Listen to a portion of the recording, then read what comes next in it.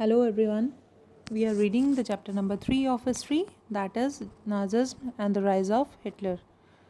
तो हमने पिछले पार्ट में कवर किया था कि हिटलर ने किस तरह से एक रेशियल यूटोपिया बना दिया था जर्मनी में और बहुत सारी कम्युनिटीज़ को उसने अनडिज़ायरेबल डिक्लेयर कर दिया था।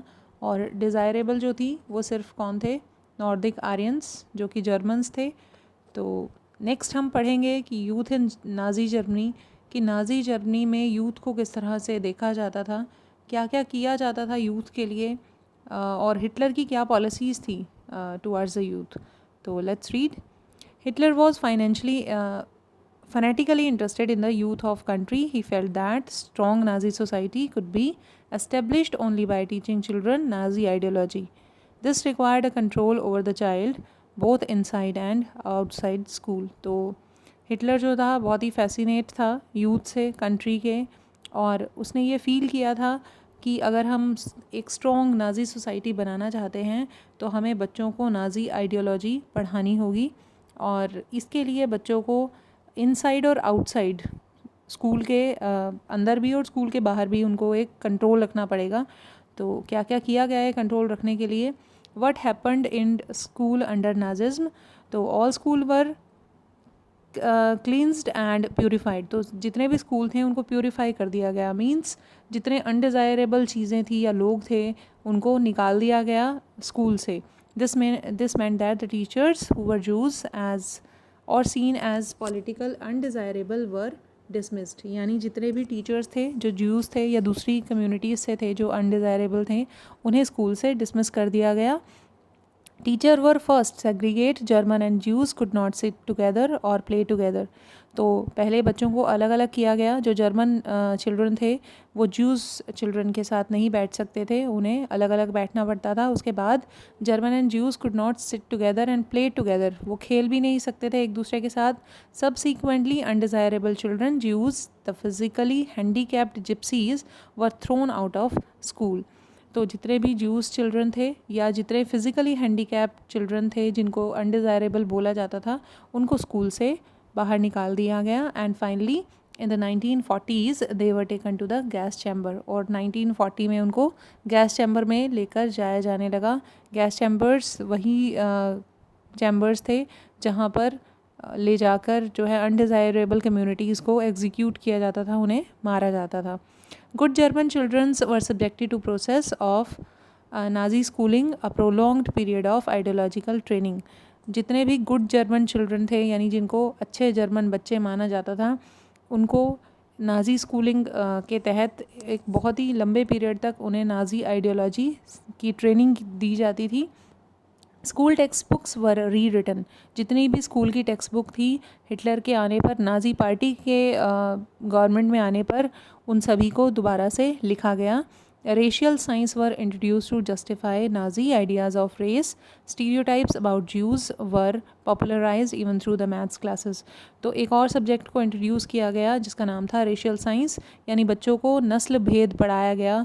उन्हें पढ़ाया गया कि कौन सी कम्युनिटी अच्छी है और कौन सी कम्युनिटी डिज़ायरेबल नहीं है और उनके लिए ख़तरनाक है। Children were taught to be loyal and submissive, hate Jews and worship Hitler. तो बच्चों को बताया गया कि उन्हें लॉयल रहना है अपनी सोसाइटी के लिए, उनको ज्यूज़ को हेट करना है, प्लस उन्हें वर्शिप करना है हिटलर को, यानी हिटलर जो है एज अ गॉड ट्रीट होते थे। Even the function of the sports was to nurture a spirit of violence.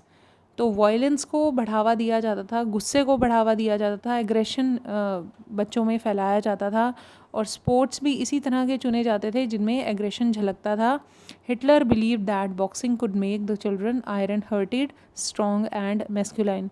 Hitler का विश्वास ऐसा था कि अगर बच्चों को बॉक्सिंग सिखाई जाए तो जो बच्चे हैं उनको वो आयरन हार्टेड बनेंगे, यानी उनका जो दिल होगा वो पत्थर का होगा, उन पर किसी सेंटीमेंट का कोई असर नहीं पड़ेगा, वो स्ट्रॉन्ग बनेंगे और वो मैस्कुलाइन यानी मर्दाना ताकत उनमें आएगी।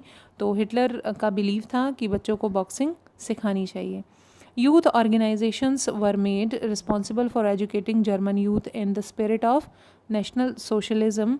तो यूथ ऑर्गेनाइजेशंस बनाई गई, यानी जैसे आज अगर हम देखें कि डिफरेंट पार्टीज़ हैं हमारे देश में, उन पार्टीज़ की कुछ यूथ ऑर्गेनाइजेशंस भी होते हैं, जैसे राष्ट्रीय युवा कांग्रेस या युवा बीजेपी की भी एक पार्टी है जिसमें यंग लीडर्स को रखा जाता है। तो इसी तरह से नाज़ी पार्टी की भी यूथ ऑर्गेनाइजेशंस बनाई गई। 10 years old had to enter young walk. तो यंग वॉक जो थी वो 10 साल के बच्चे के लिए थी। 10 साल से 14 साल के बच्चे जो है यंग वॉक में जा सकते थे। ये एक ऑर्गेनाइजेशन थी नाज़ी पार्टी की।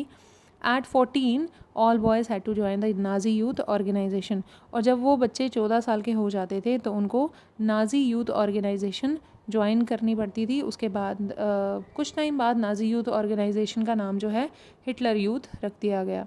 where they learned to worship war, glorify aggression and violence, condemned democracy and hate Jews, communists, gypsies and all those categories as undesirable.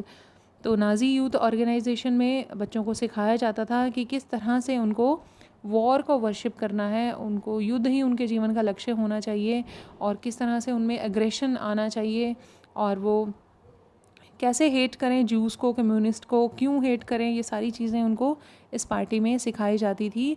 और उनको बताया जाता था कि कौन कौन से लोग हैं जो हमारी सोसाइटी में अनडिज़ायरेबल हैं। After a period of rigorous ideological and physical training they join the labour service. जब उन्हें एक आइडियोलॉजिकल ट्रेनिंग दे दी जाती थी इस यूथ पार्टी में, उनको फिज़िकल ट्रेनिंग भी दी जाती थी। उसके बाद उनको ज्वाइन करना होता था लेबर सर्विसेज। तो लेबर सर्विसेज मेनली वो ज्वाइन करते थे आफ्टर द एज ऑफ 18।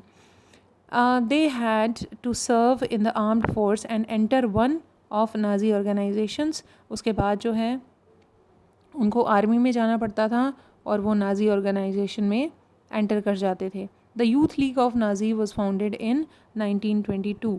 जो यूथ लीग है, जो यंग पार्टी है नाज़ीज़ की, वो फाउंड हुई कब? 1922 में।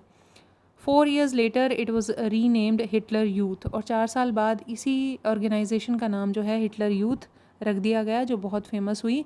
To unify the youth movement under the Nazi control, all other youth organizations were symmetrically dissolved and finally banned। और जब ये हिटलर यूथ जो है एग्जिस्टेंस में आई तो बाकी सारी पार्टीज़ को डिज़ोल्व कर दिया गया इसी में ही, और फिर उनके बाद जो है उन्हें कुछ टाइम बाद बैन कर दिया गया। तो आप देख सकते हैं कि किस तरह से जो यंगस्टर्स थे वो उनके माइंड पर बहुत ज़्यादा असर डालने की कोशिश की गई। इवन उनको इस तरह की एजुकेशन दी गई नाज़ी सोसाइटी में जिससे कि वो टोटल जो है चेंज हो जाएं और दूसरी कास्ट को, कम्युनिटीज़ को हेट करने लगे। तो नेक्स्ट जो हमारा टॉपिक है वो रहेगा the Nazi cult of motherhood.